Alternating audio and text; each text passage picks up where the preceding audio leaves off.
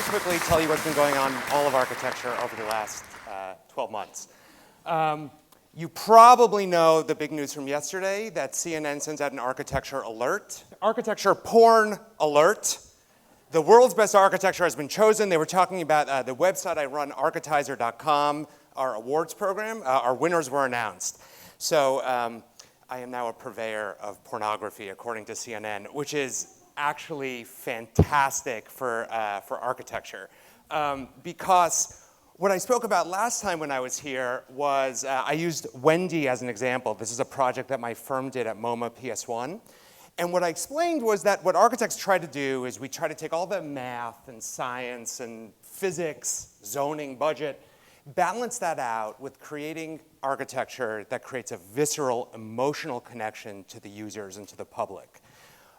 With Wendy, we tried to push that even further, and we tried to get people to fall in love with architecture. So that CNN thinks that amazing architecture is like pornography makes me think that, that this trend is actually really happening.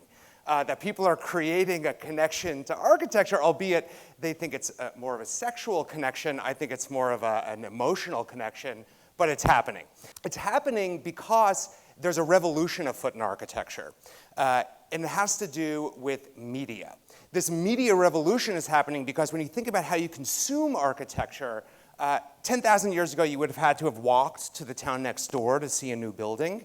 But as transportation speeds up, and then as media speeds up, well, today, we're really all architectural photographers. And when we take a picture of a building and we share it with our friends and we leave our comments on a building, we're short-circuiting our collective memory, and we're telling the world about novelty, about innovation in architecture, so that we can finally move past traditional, staid responses to the places where we all live.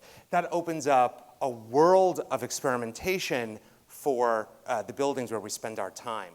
So this entire trend started in 1997 when Frank Gehry's Guggenheim Bilbao opened. This building was the first time in contemporary time that the public, critics, and architects all galvanized around a building, all thought the same thing about a building. It's actually Frank Gehry, again, who's shown the apex to which this revolution has reached. So a few weeks ago, Facebook moved into its new headquarters, designed by Frank Gehry. And the building is fine, it's a nice building.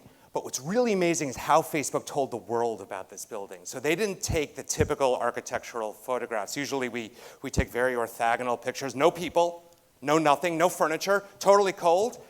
They did something different. They invited Instagrammers to come and just roam wild throughout the building. So what these Instagrammers did is they totally changed the discourse around the building. So the first time that the world is talking about Facebook headquarters, it's Elizabeth Gilmore who's telling us what she thinks, and then it's Ashley saying, I can't stop looking at these pictures.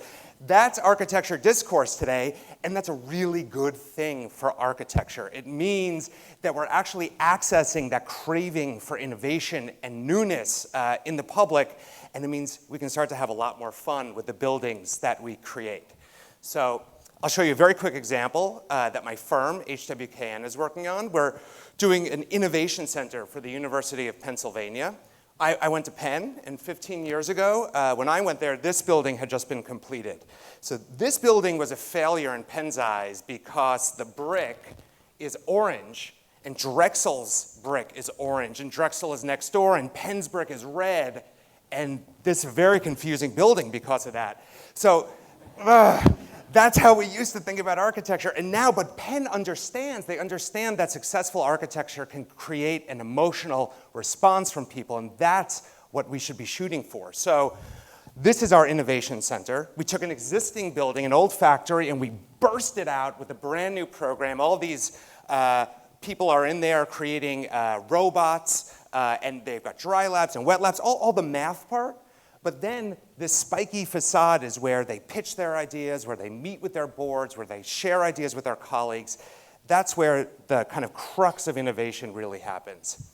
So over this last year, I gathered up other examples of work like this, and I wrote a book called The Future of Architecture in 100 Buildings.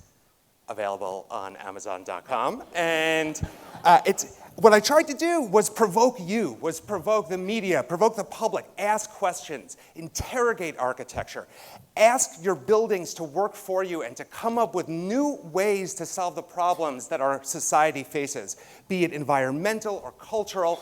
And if we do that, we're going to have better buildings, better cities, and a better world. Thank you.